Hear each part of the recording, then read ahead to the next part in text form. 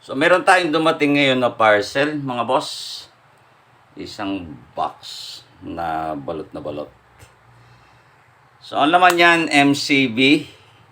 In-order ko sa Shopee. So, tanggalan natin ang balat at tingnan natin kung okay ba. You are watching Twin 88 channel. Don't forget to subscribe.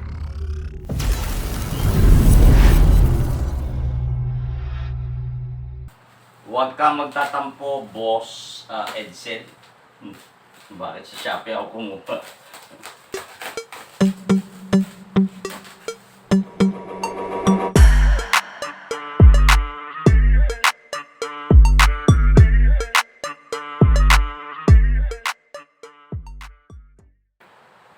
So baka may mag-comment, bakit ganyan?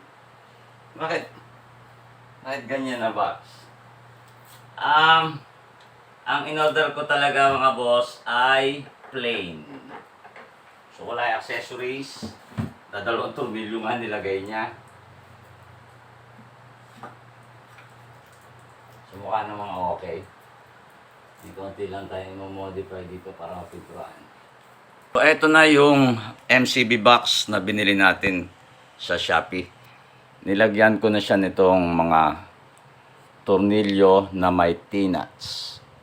So papakita ko ang loob niyan. Kinabitan ko na rin yan ng speaker. At nilagyan na rin natin ng speaker connector dito. Ayan. Ito yung loob niya. Ano? Yung binutas ko dyan. Itong block na yan ay silicone. So cured na rin, matigas na. So sure ako na kahit konting singaw wala. Ito na lang ang lalagyan ko pa ng rubber sealant. Itong palibot na ito. So ang nakakarga natin dyang speaker mga boss ay yung dati kong Tucson Base 801. Sabi nila 800 watts daw. Siya nga pala naka-straight lang yung speaker niya, itong panel na to. Straight lang siya na ganyan. Hindi katulad noong ibang design, yung iba ko kasing nakikitang design, malapit dito tapos nakaslant siya na paganyan.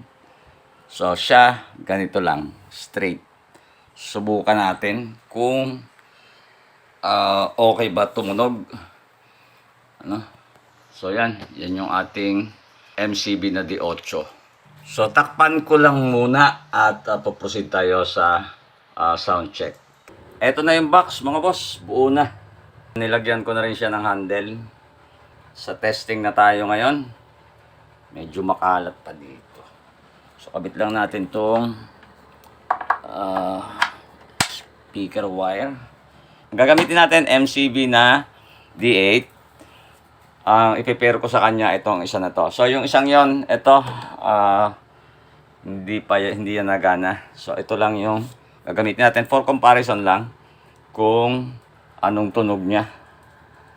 So expected ko dito hard bass, pero since ang naka-load natin dito ay subwoofer speaker, so siguro naandun din sa soft side at yung setting ko sa crossover. So ito pa rin ang amplifier ng channel na nagdadala ng bass. Naka stereo mode yan. So mamaya patayin natin yung right channel. Yung right channel, etong D12 natin. Etong left channel A ay eto naman ang nakaload. Hindi ko lang masyado malalaksan ngayon dahil may mga estudyante sa paligid, baka may mga nag-aaral, makaabala tayo. At anyway, saglit lang naman to. May mga, hindi naman actually binago, pero nilagyan ko yan dito ng screw. Tsaka dalawa dito sa likod. Yan, isa, dalawa, hindi ko pa nga naliliha.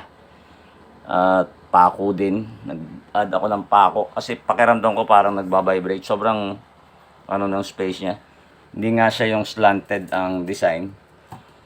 So, nasubukan ko na kanina. Okay naman. So, yun lang napansin ko, parang na pumapalo. Parang nagbabibrate masyado dito sa side na to. Kaya naglagay ako ng screw dito. Play lang natin. Sabay muna sila. Sabay muna yung D8 at D12.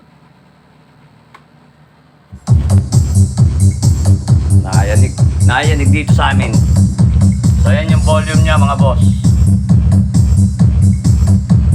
Pareho yung tumutunog. Ito at saka yon.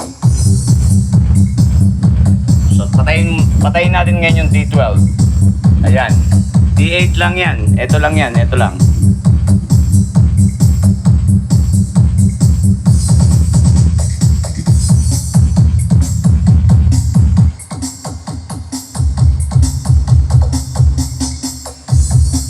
Yung naririnig nyo ngayon ay mid-bass. So meron akong inangat na konting mid-bass.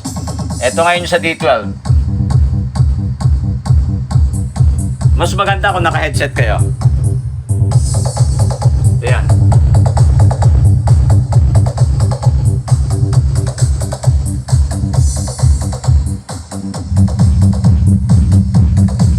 Parang pakiramdam ko mas malakas pa ito. Oh, dahil lang talaga sa box design.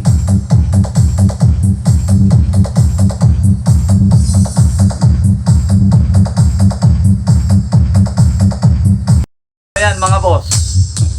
Mukhang okay naman tong MCB natin na made in Shopee.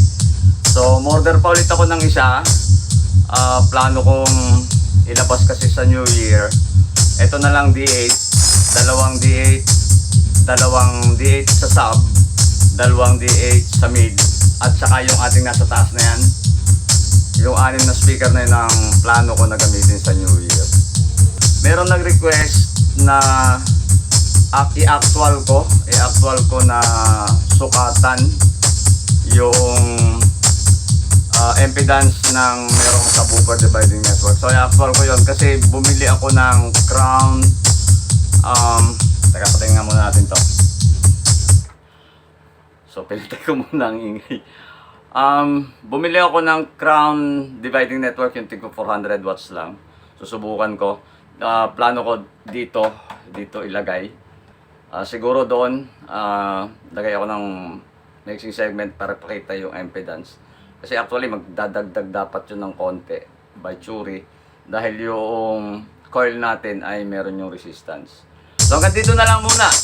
At abangan nyo ulit yung susunod nating video. Yeah, yeah.